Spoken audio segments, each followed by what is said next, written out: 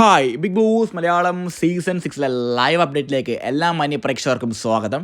അങ്ങനെ വീണ്ടും big boss ഹൗസിൽ ഒരു ഫിസിക്കൽ അസോൾട്ട് കഴിഞ്ഞിരിക്കുന്നു.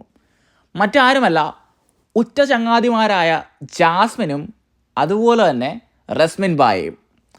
ഇവരുടെ സൗഹൃദം നമുക്കങ്ങനെ അറിയാം, നല്ല ഡീപ്പായ സൗഹൃദമാണ് ഇവർക്കിടയിൽ ഒരു പ്രശ്നമുണ്ടാകുകയും അതൊരു ഫിസിക്കൽ അസോൾട്ടിലേക്ക് വരികയും ചെയ്തു.